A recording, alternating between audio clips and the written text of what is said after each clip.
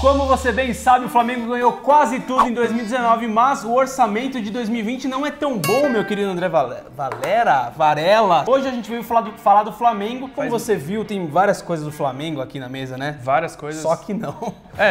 O nosso cenário hoje tá vermelho em homenagem ao Flamengo. Se você sentiu falta de uma camisa do Mengão, mande pra gente. Manda pra A gente. gente adora receber camisa do Mengão. E aquela piada do vermelho, você não vai fazer, não?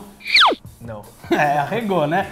Porque hoje a gente vai falar de orçamento, de finanças do Flamengo, porque para 2020 o Flamengo tá com um orçamento ousado. Acho que até já pode colocar o 2020 aí, porque estamos num novo ano. O orçamento do Flamengo para 2019 foi de 857 milhões de reais, que aí comprou uma galera, prometeu e pagou belas, como é que diz? Que quando você ganha premiações, belas premiações, mas para 2020 o orçamento previsto é de 726 milhões. Ou seja, para 2020 o Flamengo vai ter menos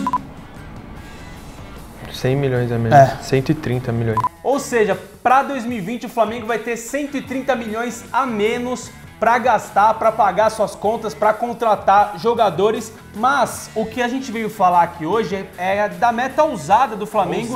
Ousadíssima. De parte desse orçamento. Por quê?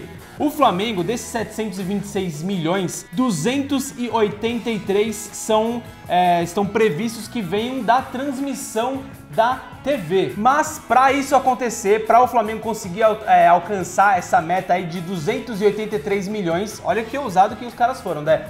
Eles vão ter que, no mínimo, chegar na segunda colocação do Campeonato Brasileiro e na final da Copa do Brasil e na semifinal da Libertadores. E não é só isso, tem mais. O Flamengo vai ter que convencer a Globo de pagar, segundo aqui a notícia do Globoesporte.com, quase 6 milhões a mais só pela participação na Copa do Brasil. Na Copa do Brasil. Só que assim, eles vão ter que convencer a Globo e já colocaram isso no orçamento.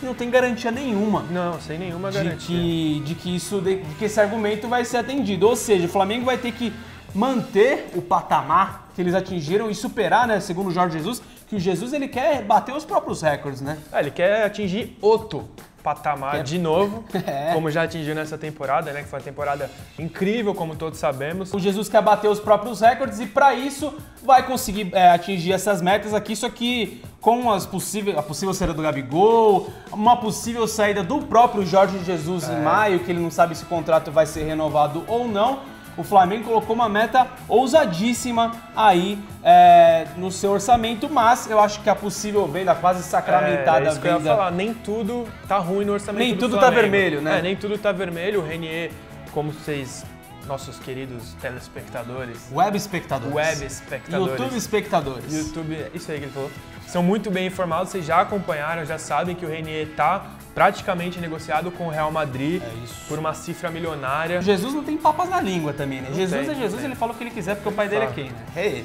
Jesus, ele critica... Gostou dessa aí? Adorei. Jesus, ele criticou o Flamengo, uma entrevista lá em Portugal. Quando ele tá lá em Portugal, ele fala pra caramba.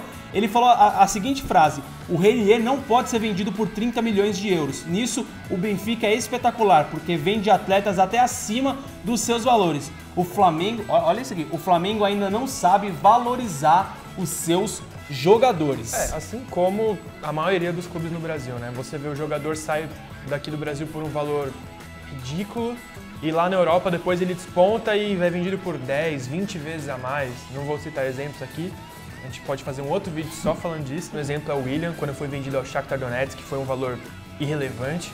E hoje em dia ele é um dos melhores na posição, foi vendido pro Chelsea, um valor altíssimo também. Nossa, eu tava viajando no William Bigode, não sei porquê, viajei aqui. Mas eu quero reclamar aqui com a nossa produção, que eles colocaram a camisa do Manchester United pertinho de mim. Isso aqui é uma provocação indireta que eu não gostei nada. Faz parte, né? Vamos só retomar aqui as projeções financeiras do Flamengo. Da TV, como a gente falou, o Flamengo orçou 283 milhões, de patrocínio foram 126. Pode botar aí enquanto eu vou falando, uma variação positiva em relação aos 97 milhões. Aqui estamos falando de milhões, né?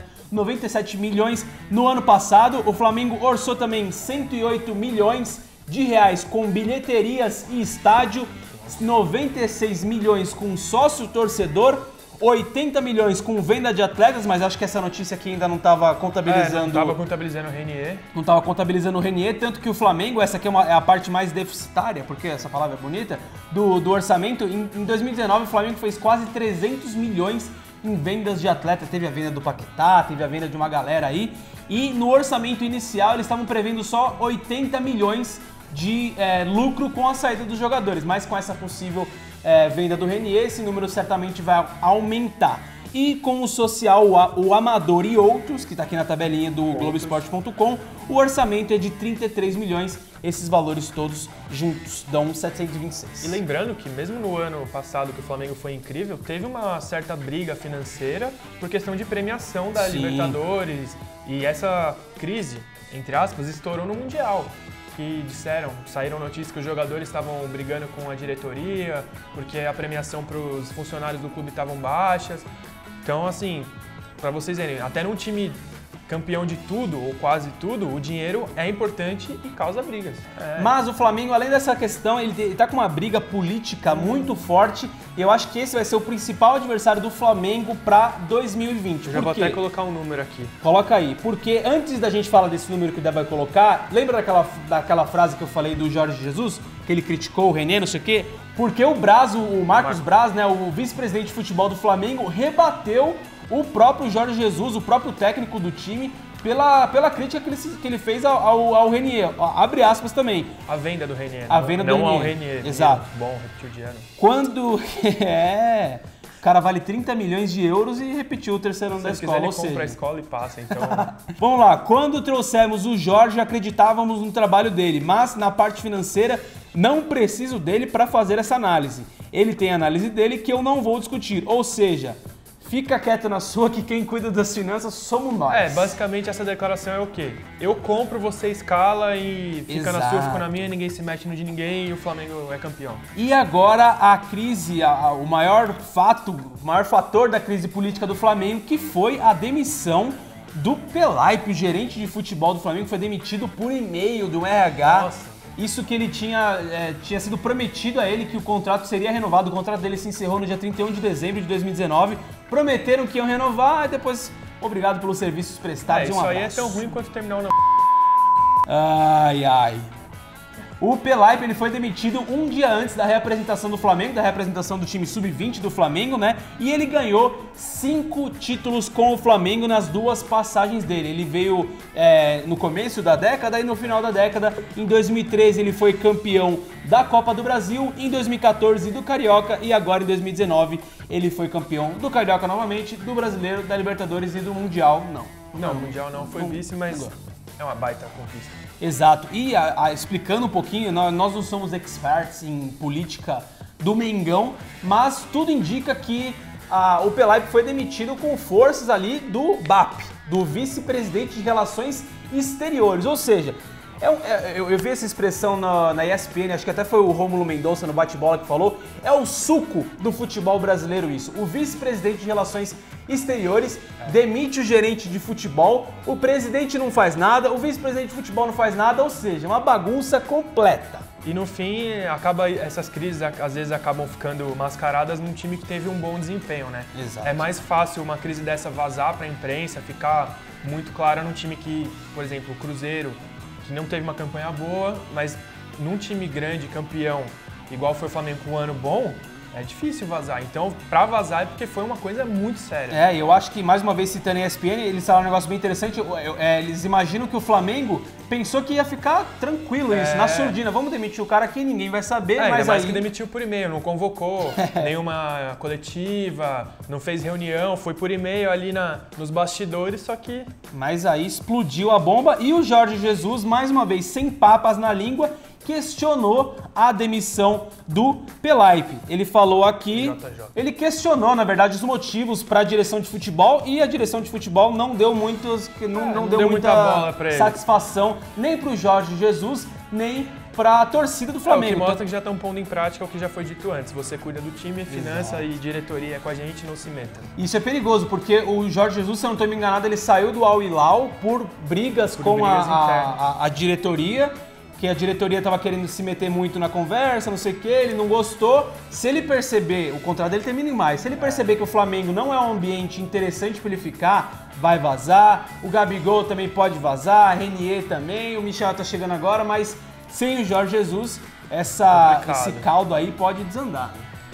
E contratou o Pedro Rocha, não foi tão bem ano passado, e aí, como todo mundo sabe, é um jogador caro, salário alto, né? Na Rússia costumam ganhar bem, então ele vem emprestado, o Flamengo vai arcar com boa parte do salário dele, então tem que ficar de olho aí, né? O Flamengo ousou muito no orçamento, tá com uma bagunça interna danada. Vamos ver se então para 2020 o Flamengo vai manter o patamar, vai atingir outro patamar ou vai voltar a ser um time brasileiro normal, né?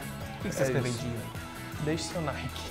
Deixa o seu like. Mas então deixa o seu like, muito obrigado por ter assistido esse vídeo, um vídeo um pouquinho mais curto do quadro de números bizarros, inclusive tão curto quanto o orçamento do Flamengo para essa temporada, que reduziu. 726 é curto? Eu queria um salário de 726 milhões. Perto dos 850 que eles tiveram na temporada passada, é curto. Realmente é uma queda interessante, mas caso você tenha gostado do vídeo, comente aí, comenta se o Flamengo vai conseguir manter o nível de 2019, vai superar o que vai ser o ano do Flamengo.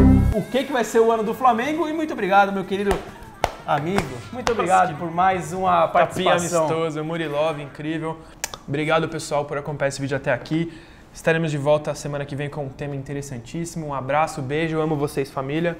Tchau. Falou!